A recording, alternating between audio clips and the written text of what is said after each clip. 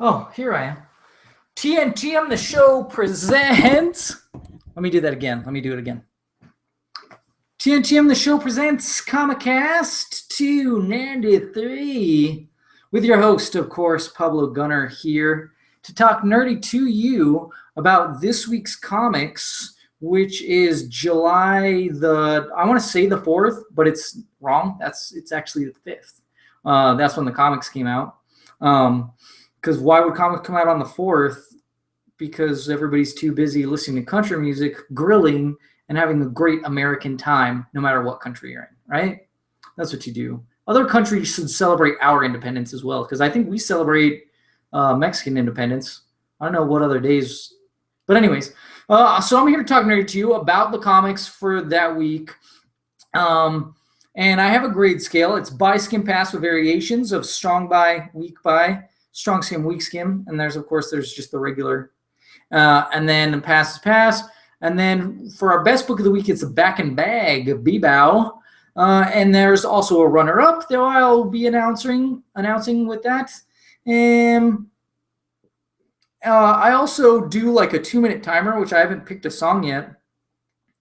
But here is a song. Yeah, here's a little theme tone. So my reviews, since I'm by myself, it's going to be 1 minute, unless it's like a really thick book, deserves more time. But yeah, so this will go off. If you know what it is, tell me what it is. I'll hook you with a free digital comic.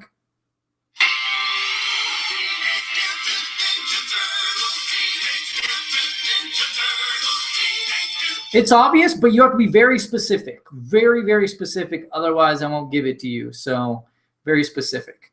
So that is the theme for this week. I think that's it. I want to say that real quick that I think for Xbox Live, it's still Watch Dogs that's available. There's Kane and Lynch for the Xbox 360, but it's Kane and Lynch 2. I don't really care about downloading that. I didn't really hear good things about it. Not enough, at least. And there's also that Go Home or something like that. That looks really cute and really fun, so I might check that out. Now for PlayStation Plus, all that I know and really matters is Until Dawn, because it's a phenomenal game. And I've already played it. I've reviewed it on a Talking Nerdy vlogcast, so I'll repost that. But I will also repost all the footage combined into one video where I'll probably doing like an intro and then like an outro review to it, just to make a new video out of it with all the footage, because I haven't done that, which will make it about an hour long. So yeah, that's all I have right now. I did go see Spider-Man. I'll talk about that. Spider-Man Homecoming, I'll talk about that at the end. But right now I'm going to go ahead and get into these comics for y'all. Okay. I just need to take my phone off of like the sleepy mode or whatever, low power mode, so that it doesn't fall asleep when I review these books. So starting off, I have Lady Mechanica #1. It's The Clockwork Assassin. It is created by Joe Benitez, story by Joe Benitez and M.M. Chen, pencils by Joe Benitez and Martin Montiel, colors by Beth Sotelo, colors by Michael Heisler, and digital inks by Studio J13. This is cool. Like, there's this guy, and he's just talking to this dude that's working on this gear, and he's just a really chatty Cathy. He seems really nice. He's talking to everybody in this factory. He walks out. He's like, I'm just gonna go home for a walk. Then this woman, who actually looks a lot like Lady Mechanica, shows up and slices him in half. Then next we have all the people that he worked with, as well as his past associates at his funeral, including the guy that's, he's doing the investigation on it. And they're like, well, it could have been you, Lady Mechanica, because you have the strength to do so. Not that you're a suspect yet. Then this other lady shows up who runs the company. She's, offering like all these jobs to like people there, because it's all these, creators and stuff. It's like a steampunk thing and stuff. It's really cool. Then one of the guys that won't shut up, he ends up getting knocked out by this Irishman at the bar. Irishman wasn't drunk. And so, but multiple people are getting taken out that worked with him. It's really great. I love the characterization in this. I feel like even if you've never read it before, It works really great. Not so much as a one-shot, but as a starting point. Obviously, it's a #1, but I think that it's really great. You don't have to know anything before. If you know before, then that's really good because you know some of these characters. And so it works really great. So yeah, I give it a strong buy as well as contender. It looks absolutely phenomenal. Like I said, it has that steampunk stuff going on, and it's just superb characteristics. Next, it is Black Bolt #3. We have writer is Saladin Ahmed, artist and cover art Christian Ward. Once again, this continues being like more colorful, but it looks a lot like the last issue. Very in tune with the issue, but they're doing a lot of more crazy things in this one. You have Death's head here, and then they're making this breakout. The paneling is just brilliant and magnificent. Sometimes it's classic, and sometimes they do some crazy stuff. Overall, though, it's really phenomenally well done. The characters are all really done. They have their abilities now and stuff, and yeah, it's really nuts. There is kind of like a mind F going on in here, visually and like with the characters and stuff like that. It's superb. It's crazy. Black Bolt, you do see him use his powers but just a whisper. And so, yeah, it looks like him and this guy are going to throw down that's running this. And he actually feels guilty about, possibly telling his brother about that they were going to throw his brother in there. So yeah, it was really awesome. I really enjoyed it. I'm loving it so far. It's getting better. It's more interesting. Paneling blows my mind. So I feel like this one, it deserves a strong buy, but there's something just barely missing, so it's not quite a contender. But I will give the digital code away because I give the digital code away to all the comics. Here's F for Familia, C for Carlos, M for Marcos, L for Lupita, S for Señorita, 3-8, T for Tomas, B for Barrio, J for Josefina, 2, and E for Eleuterio.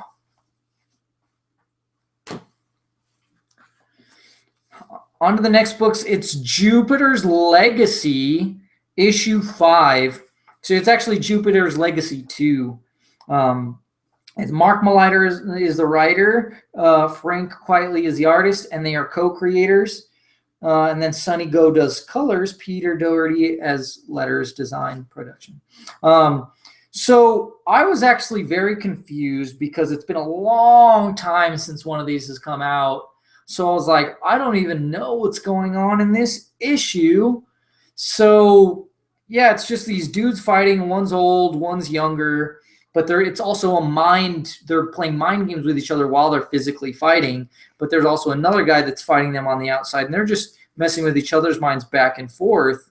While there's this other thing going on, they're trying to break all these heroes out of this Supermax prison, which is pretty sweet and pretty crazy. And then there's this other fight going on. Well, near that place with the beach, this guy's trying to create a tidal wave. So this lady destroys it. It was really awesome. They kill this one guy that's a really bad dude, evil guy. And then they trick this one girl at the Supermax prison into kind of helping them and stuff. And you see this horrible regime taken down and like the new one established. So that's the book of N2. That's the end of book 2.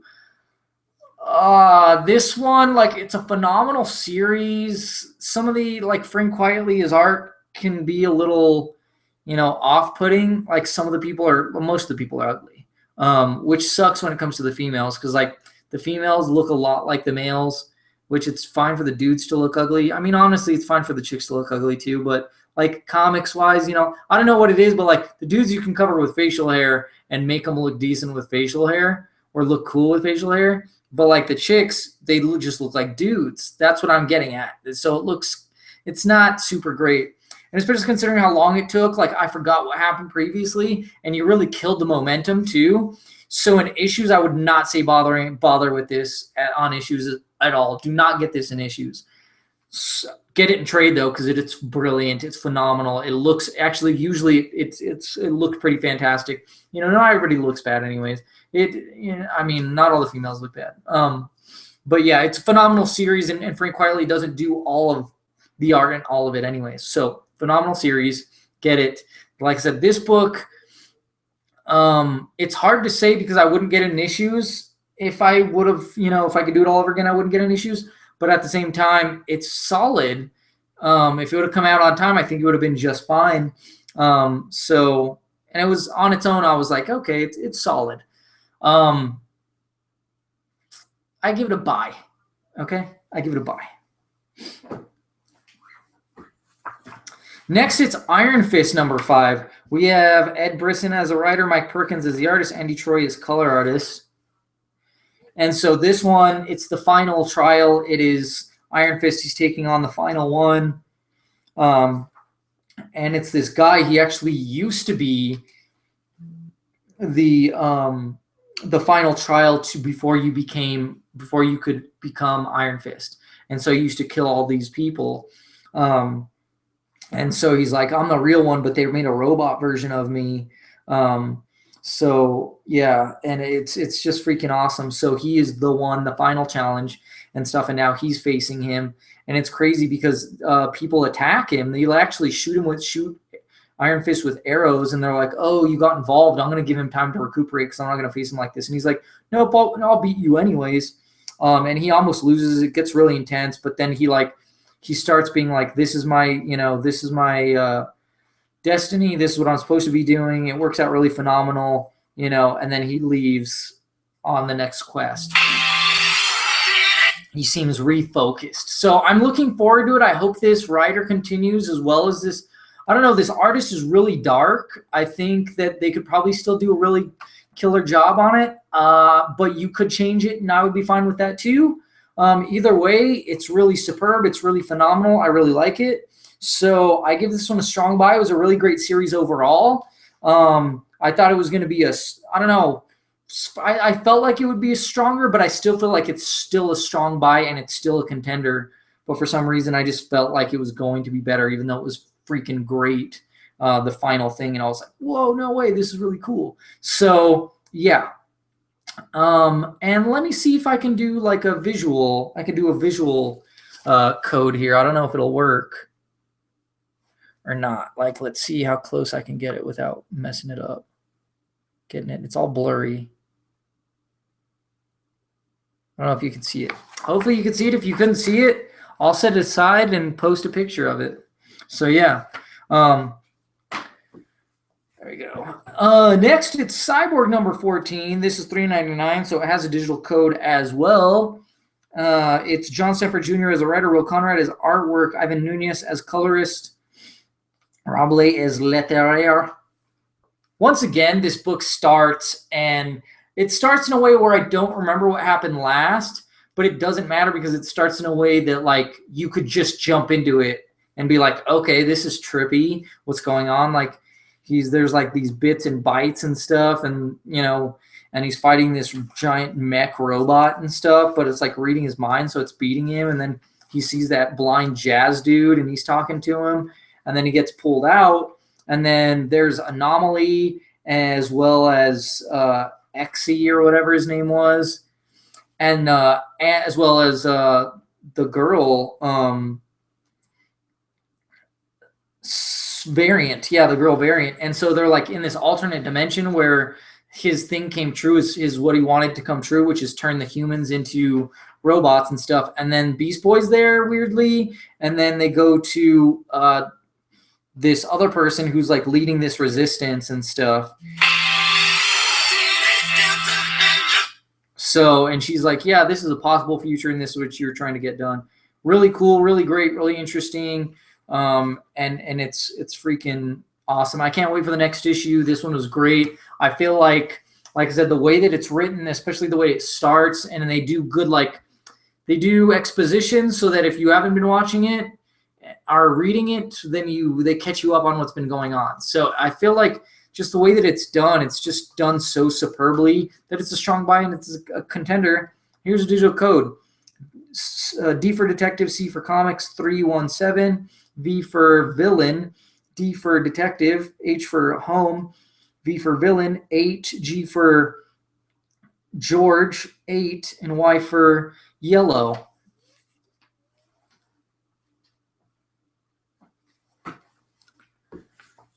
Next, it's all new Guardians of the Galaxy, number 5. It's Jerry Dugan as a writer, Chris Samney as the artist, and then I believe Matt Wilson as the color artiste. Yes, that is correct. So yeah, it's a very different style, and you're kind of like, I don't know why. It's a Star-Lord story. It's like a Star-Lord one-shot.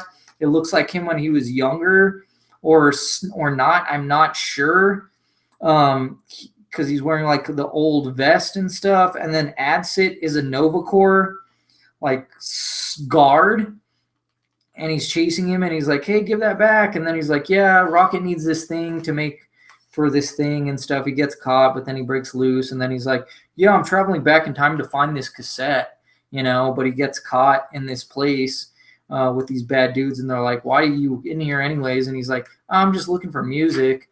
It's phenomenal. The paneling is brilliant, magnificent, and just so much fun, and looks amazing. It's kind of stupid of a story, but it's really enjoyable, and it's really nice, and I like it, especially because I've been like in a really music mood, and I just love Samney's art, and like it was just well written, and then it leads to Across the Universe, and so yeah, it's great. I love it. It's a strong buy. It's contender, even though it felt like a one shot that was kind of a waste, but it does go into the overall arcing story, and we'll see what happens next. I will definitely be picking up the next one. I'll probably skim it first, but still. So yeah, here's a digital code. F for family, Z for Zarbon, M for Mankey, U for Ultron, B for Bravo, H for Hector, E for Echo, 3, S for Saiyan, V for Vegeta, T for Tome, and C for Cap.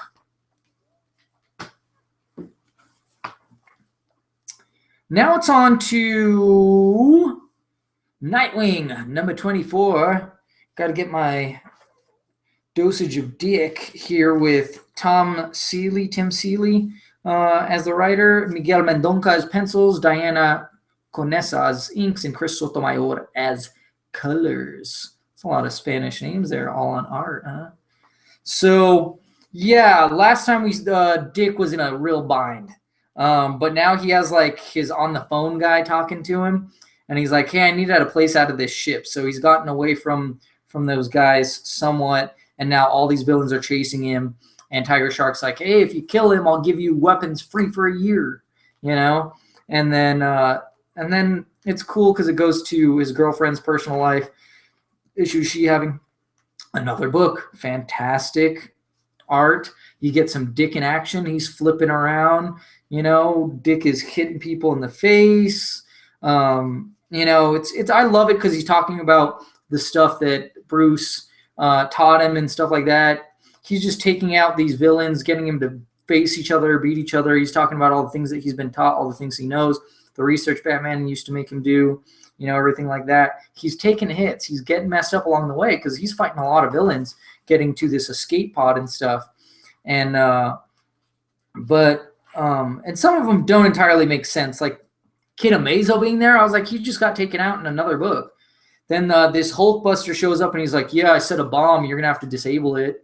And I'm getting away. So it's crazy. I don't know what's going to happen next. I can't wait to read it. I can't wait to find out what's going on with it. It's fantastic. I love this book. I am biased because I love Dick so much. But I still think it's an absolutely phenomenal book. And I think it's a strong buy. And I think it's a contender. What? So, yeah. Now it's on to The Unstoppable Wasp, number 7. Writers Jeremy Whitley, artist Veronica Fish, color artist Megan Wilson. So this one is narrated by the original Wasp, Janet Van Dyne. And it's very much like everyone clowns on me, and even Clint has made a joke at me and stuff. But when it comes down to it, like, I get stuff done, and that's why I'm part of the team. And then she shows how she gets stuff done because she's here to help the Unstoppable Wasp, the new Wasp, the daughter of Hank Pym. And she needs help because they might, she needs a DNA test. And, she actually breaks Janet's nose by, well, I want to say by accident, but Janet put hands on her, and the girl knows, she knows she's been raised in like this cell, for the Red Room. So yeah, but yeah, it's just great how she shows up for her, and she's so, and she fights these villains, and because they show up at the hospital and they're there for this contract to take them out and take them back to Russia and stuff. It's just freaking great, and I love it. And it's just, I love Janet. I really do love Janet. And that's another thing too, is like, I've told my wife, you, of all the characters you remind me of Janet Dyne. She's like, oh, Janet's stupid, like the Wasp. Everything thinks she's just a stupid ditz, and she's just fashion. Even she says in this, like, I was the one that wanted to be a superhero, not Hank. Like, I was the one that bugged him, and I go small. He did too, but like, she doesn't go big often. She has rarely, but no, it just showed, like, it's kind of like one of those things, kind of like Clint. And it's like, why are you here? Well, he's useful, and you see those moments. Yeah, it's just so good. Anyways, yeah, I can't. Yeah, I love it. This one was a great, like, I hope it's not the end. It says there's going to be more, but it was the perfect, if it's the end, it might be the perfect end cap. I don't know. Anyways, strong buy, contender for sure. And here's digital code. And for Familia, Z for Zorro, and for Marcos, E for Iluterio, 9, and for Novela, 0, H for Hector, K for Kilo, and for Marcos, K for Kilo, and 7. And now it's time for a commercial break, so why don't you listen to a word from one of our sponsors, Age of Comics, located off of San Mateo and Osuna here in Albuquerque, New Mexico.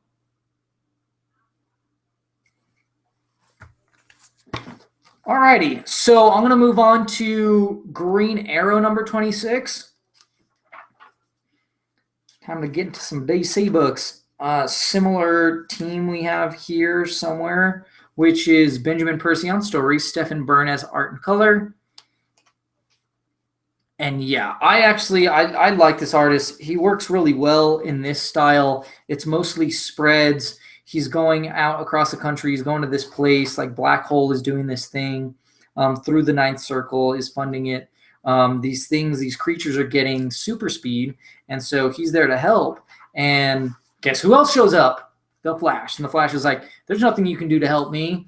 You don't have any super speed. These things have super speed. Well, he does end up helping. It's another one of those things. It's just like Green Arrow. He shows up. He's able to do it. He's useful. So they do a little team up to stop this Ninth Circle. There's this bomb that's about to go off. They're like, this could be really bad because it could speed everything up, like make people age fast too. And they're like, all right, we're going to do a team up. So that's pretty much it. There's also the other thing on the other side where his Black Canary and his sister Amiko as Red Arrow are now teaming up to take on the villains there. So strong buy. I think it's a contender. I love it. This book is so great. I've always like kind of hated Wally, especially the goatee Wally, because I thought he looked stupid and he says cheesy stuff like "Hi Ho Silver," but he's just so great in this book, and it looks great, and it just works. This one's kind of thick. It's X-Men Gold number 7, and it has the symbol for the Secret Empire or whatever. Part 1. It's writers Mark Guggenheim, Ken Lashley is the artist. So different artist, color artist Frank Martin. So this one, it's actually a flashback to Central Park when Magneto attacked and killed this guy's son. And then it goes back to current time, and Piotr Colossus, he is there and he's still like healing, but he hasn't been able to steal up. And and then Nightcrawler gets a smooch from Jean. I love the drama. I love the soap opera-ness of. I missed it so much. It's so good. She's like, yeah, I could sense that you really have a thing for me when I, use my powers, and stuff. Anyways, there's somebody and they're killing mutants in the building, and there's a lockdown on the whole thing. So that's where the stuff comes into play. There's these demons too. Logan is there and Storm, and they fight them off and stuff. It's really awesome. But then they also attack this other demon-looking guy, Nightcrawler.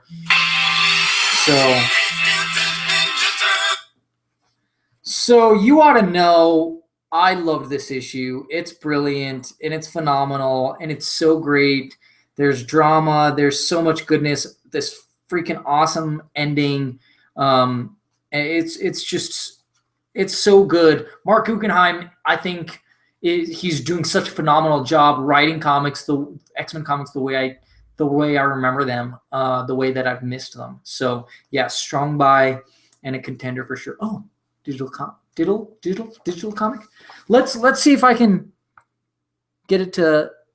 Can anybody? Is it maybe possibly there?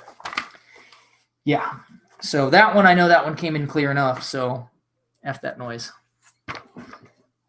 Batman number 26, $2.99. We have The War of Jokes and Riddles Part 2. Tom King as the script. Mikel Janin as pencils, inks, and cover. June Chung as colors. So yeah. And this one, it's the narration. I was really confused on who was narrating it this whole time, but at the end you realize that it is Batman, and it's really cool. So someone fixed up Riddler, and then Riddler killed that guy, and then you have Joker, and Joker is killing people and doing his crazy thing. And so it's really interesting. Riddler is building up allies. Joker is building up allies. They're each doing it in their own way. We have phenomenal spreads, brilliant paneling, very unique, very creative. This is the week for phenomenal paneling. And Joker is doing really well. Batman looks a little odd, but, they have this superb spread, with Joker, like I said, how they're building up this war. And you're not sure if it's a past story or if it's a current story, the way that he's telling it. But either way, it's phenomenally well done. Strong buy. Contender. Next, it's another Secret Empire book. It's Avengers number 9. Where is Thor? Writers Mark Waid, artist Mike Del Mundo, color artists Mike Del Mundo with Marco Di Alfonso. And so, yeah, the Thor, she has been teleported to another world. And so there's they're farmers / miners, or something like that. One of the guys helps her, even though all the other people are like, no, come on, we got to get back to work. And they make her he makes her a wooden hammer and stuff, because she's like, yeah, I need my hammer, otherwise I'm going to turn human because I'm a god. Or it'll just be really bad. And so she's feeling the effects of she's ill, but they're teaming up her and this guy to fight these things, because he's like, well, there's this, if you get to this mountain, you can teleport back to your home and stuff. So that's where she's trying to get to and stuff. She even has the chance to leave. The guy's like, leave. And she's like, nope, I'd rather help, than abandon you. And so you don't know if she can go back now or not. So yeah, it's really great. It was a one shot, and as a one shot, it works really great on its own. As does even the other Secret Empire book doesn't really even feel like a Secret Empire book. It's just because certain things affect it, but it doesn't feel like a Secret Empire book. So on that part. Yeah, and same with this. I know that she's out there because of Secret Empire. I don't really care because this was just a really great book. So yeah, it's a strong buy and it's contender. And here's a digital code. F for Familia, C for Carlos, M for Marcos, V for Villanueva, A for Alamos, 49, F for Familia, S for Senora, G for Guillermo 9, and W for Huerita. Now it's Superman number 26.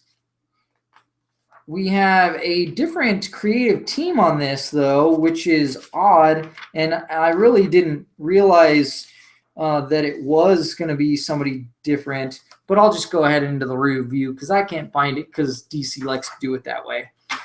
So, yeah, this one is, it starts with a flashback, Smallville back in the day, with Clark and how he was a little boy, and his dad, Jonathan, tells him, like, hey, you're going to help me farm, but you can't use your powers. So use this machine and do it this way. And then he's like, oh, my dad's not watching. I'm going to do it with my powers. And in doing so, he ruins the field. But he was trying to teach him a lesson. So hold on. So, yeah, here's the credits. Michael Morisi is the writer. Scott Godlewski is the artist. Hi-Fi is the colorist. Now I resume. So, but the reason that exists is because it's the backdrop to the main story, which is Superboy and Superman are going out on missions together, and Superman is, you have to be more precise. You have to do this. You have to do that. Like, you can't have any casualties. There's no mistakes here. People can die. And Superboy's just like, well, I got the job done, so whatever. What does it matter? And he's like, yeah, but what about this? And stuff. Well, so then he kind of does something his dad does, which is, okay, fine. Do it your way. Be in charge, and we'll see how it goes. And so he teaches him a lesson doing that, and you see how it goes, and it's phenomenal. It's really well. And it's a phenomenal one shot. I don't know if the other creative team is going to come back in or not, but I love it. And it was really great. And I could care less if Superman was just random one shots like this from here on out or forever, because to me, that's comics. I like them to be connecting, or if there's like a little arc within a few issues, but to me, this is what comics are all about, and that's why I give it a strong buy and a contender. Another Secret Empire tie-in. It's Champions number 10. And it is Mark Waid as the writer, Humberto Ramos is the penciler, Victor Olazaba is the inker, and Edgar Delgado as the colorist. And so we have this New Mexico community, these Inhumans, they're kind of being held prisoner, but they're also being taken care of. So as long as they stick to the rules, they're not messed with. But if they break the rules, they die. They're killed. And so some of the champions, we have Viv, Miles, and Amadeus, and they're like, all right, we're going to look for him. So they go and they look for him. They're like, how are we going to get in there? They come with this plan and stuff, and they're like, hey, we're going to break you out. And they're like, some of us don't want to go because it's safe here as long as we follow the rules. There's a girl, though, and they think she's Kamala Khan, but she's not. She just dressed like her. But they did get some information that's going to lead them to somebody else. And so that's that. And I look at it because it's like, we can't fix everything. These people are, have to make their own choice. We can't make it for them. A lot of those gray areas, man, that exist in real life, tough choices, you think you're doing the right thing, but it might not be the right thing, but yeah. So strong buy, and I don't know, it's not quite a contender, because it's just like, even though each issue is kind of random, this one, I was missing the rest of the team, and it was just kind of like led up to something that was kind of like, oh, okay, that was not, I was looking forward to this, but it didn't happen. So anyways, but here's a digital code. F for helicopter, D for Donatello, 5, N for Nova, 6, R for Richter, W for Wesker, 3-5, E for Echo, 3, and then J for Jones.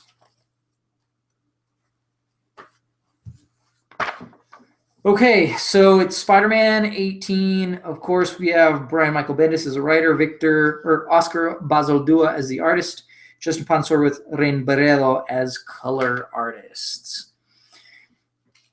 And you have Gold Balls and Genki, and they're looking for Miles. They actually catch him getting beaten up. They attack Gold Balls. He attacks, which is really cool, but really funny. And so they kind of just like knock him down and get him out of there. Miles is in a really bad way. His mom's a nurse, though, so she knows what to do, but she's also like, yeah, I think we're going to have to take him to the hospital. We definitely got to take him to the hospital. And so she, because she works there, she has to do her thing. And she sees like how badly they're messed up. But then Miles also visits Bombshell, and she's like, oh my God, thank you for doing that for me and stuff. And Black Cat's like, you messed up. You got to make this right. We're going to have to take this kid out now because he made you look bad and stuff. So they're like, yeah, something bad is coming his way. So yeah, that's that. I give it a strong buy. I give it a contender. It was a phenomenal issue. It was great to see Gold Balls finally get in action. And just, Miles getting a little loving, it's great. I like I said, I like the human drama, like relationships and interactions and stuff, romance, and stuff. I love it. And what can I say? La pasión, I'm a Latino. We like that stuff. So I live for it. Love it. And drama. So, oh, yeah, I almost forgot there. Going on. Digital code 2685, V for Villanueva, 25, G for Guillermo, S for Senorita, 105. I did say strong buying contender for that one, right? Okay. Star Wars number 33. This one I thought it was going to get weird for a little bit. It's Jason Aaron writing, Salvador La Roca as the artist, Edgar Delgado as colorist. So Luke and Leia are actually together alone in this spaceship, and it's damaged. So they crash land on this planet that's mostly made out of water, but they land on this island. So it seems like they're on this island for a while, surviving, trying, for food and stuff. They get food. They have a conversation. And then actually the fireplace, getting cozy. But no, it doesn't. I was like, what if this gets really weird? It didn't take it there. They find out that there is people there, and that the Empire has been there and has attacked these water people. And so they're like, okay, we'll join up and take these take on the Empire. Join together. So they end up using these materials from the AT-AT to fix their ship so they can get out of there. Next cliffhanger is Sana and Lando. That's going to be fun. On 7/21. That's when it comes out. So a couple weeks. Yeah.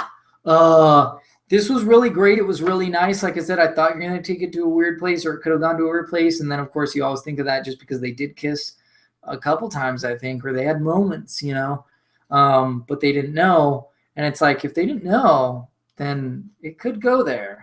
But yeah, gladly it does not. So yeah, it was a great issue. I like it. There's character growth, there's character development. It sees the far reaches of the Empire. This other planets and stuff, other creatures, as well as what Luke can do. He's good with gadgets. The Skywalkers are good with gadgets. Well, I don't know. They're good with fixing stuff. I don't know what that means for episode 8 and who was the person that was really good at that stuff in episode 7, but we'll see.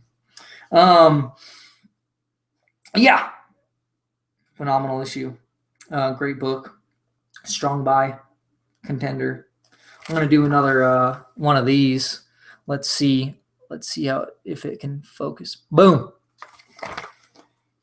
Yes.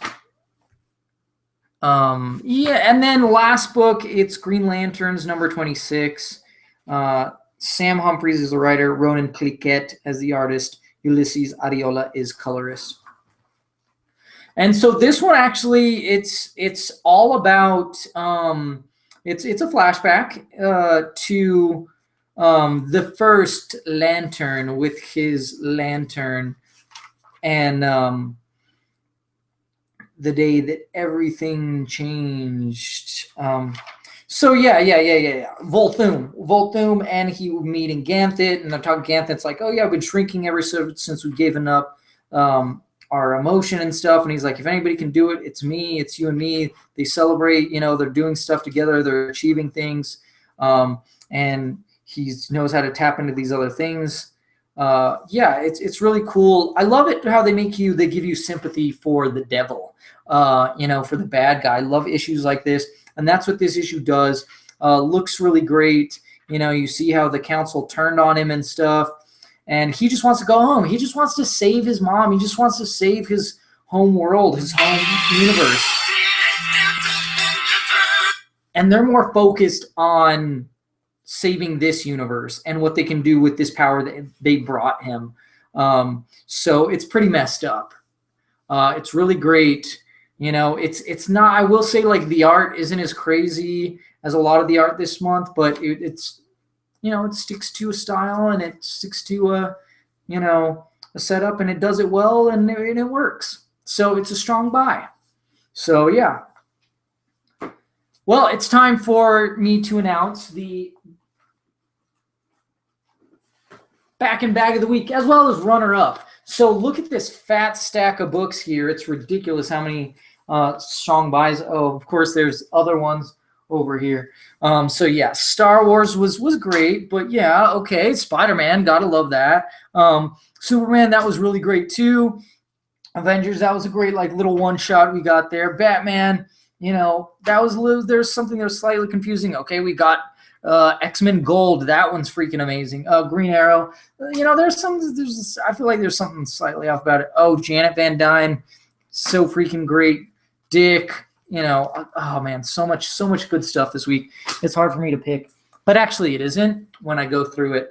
I'm gonna go with the Unstoppable Wasp as my runner-up for all the reasons that I already said in my review. I love Janet Van Dyne. Janet Van Dyne reminds me of my wife, not so much in look but personality, because Janet Van Dyne, she gets shit done, and that's why I like her. She's smart. She thinks outside the box. She doesn't think like the other superheroes. She's very, I love her powers and like her little blasts and her little wings, and I just think she's great. Like I said, classy, class act, and everything, smart. And so it's just, like I said, to me, I feel like I love Janet because I love my wife, is what it comes down to. So yeah, then for my back and bag of the week, though, has to be X-Men Gold. Like I said, I love X-Men. I'm so glad to be back into X-Men. For so long, it had not been written that well. This is it, man. There's stuff happening. There's character development. There's good stuff. There's stuff coming from the past, coming back to bite him in the butt. I love Nightcrawler. I love his romances. I like people pushing their limits. You have people doing that here. You have people growing as characters. You have everything is just so good in this and done well, and it harkens back to the past, and so well done. I love it. I love it. Like I said, I love the drama, but I love the action, and it's just all so well balanced in here. Mark Guggenheim is killing it, and the new art in this artist is really, really great. But so the RB Silva was doing really awesome work too. So yeah, runner-up, Unstoppable Wasp #7, back and bag of the week, X-Men Gold #7. So yeah, and I will say, like, the Empire stuff was not too heavy, so I'm happy with that, but I think it will get heavier, especially because X-Men Gold it's a part 1, so we'll see though, but hopefully not. So yeah, that's it. Tell me what you think of these books, as well, especially the ones of the digital codes that it gave away. If the code for Iron Fist did not work, tell me, and in fact, I will go ahead and give it another try, because I had a certain method that was working in my presentation of something. I don't know if it worked again or not. Anyways, yeah. So if that doesn't work, tell me and I'll post it free. In fact, I'm going to start posting a lot of free digital comics, because I keep on trying to do retweets and stuff, but it's not working. People will do shares for shares. Like, people share it and then I'll give you a digital code. Well, when people share it, it's not letting me see who shares it. So I don't know who shares it, so I don't know who to give it to. And especially those comics, I don't want to give them away to somebody who didn't share it. But I think I'm just going to start giving them away for free mostly through our community group. So join the community group, please. And it's been lovely to see the community group grow slowly but surely. People have been joining in and have been throwing in. And I've been doing my best to keep it interactive by asking a question or throwing a picture or throwing a link on there or just talking about something nerdy, sharing our links, on there as well if you miss them from our Facebook or Twitter or Instagram. Or I don't post our stuff I just post pictures on Instagram. That's what it's for. Because you can't post links, I don't think. It's stupid like that.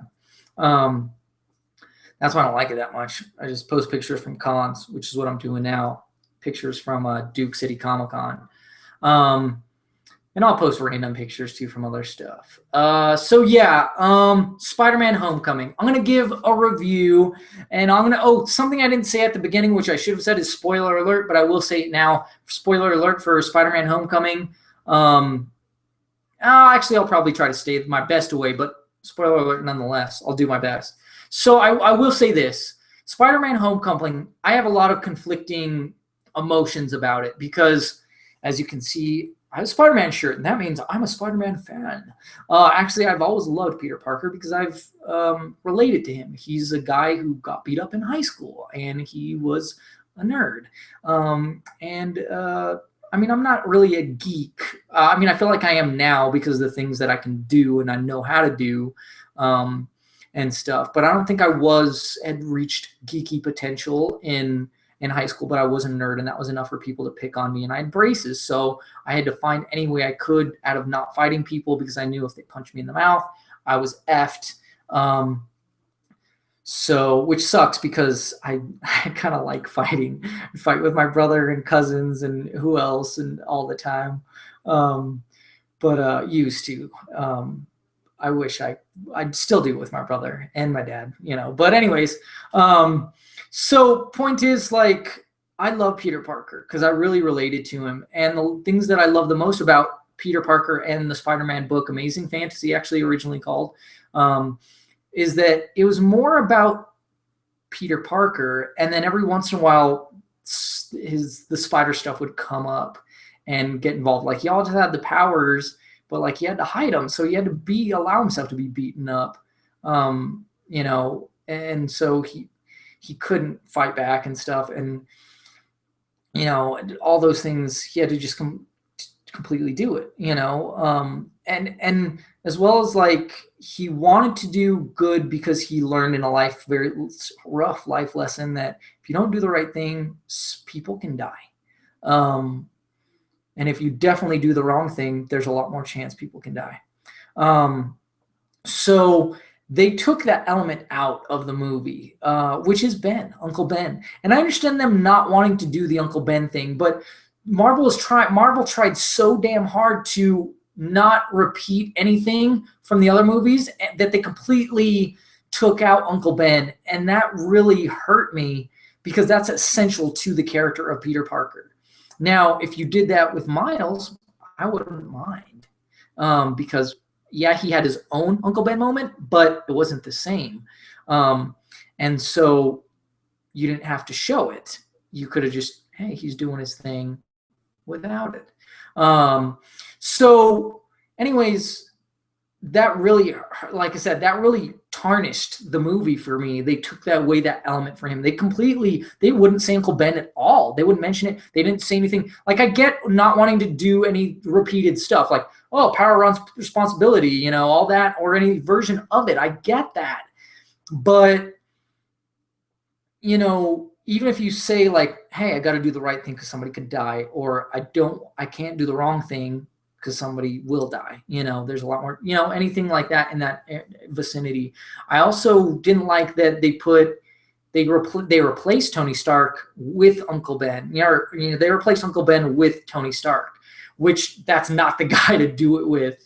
And as well as the fact that, like, to me, Spider-Man has always been this guy that just goes, I need to dig deep because that's what I have to do for my family.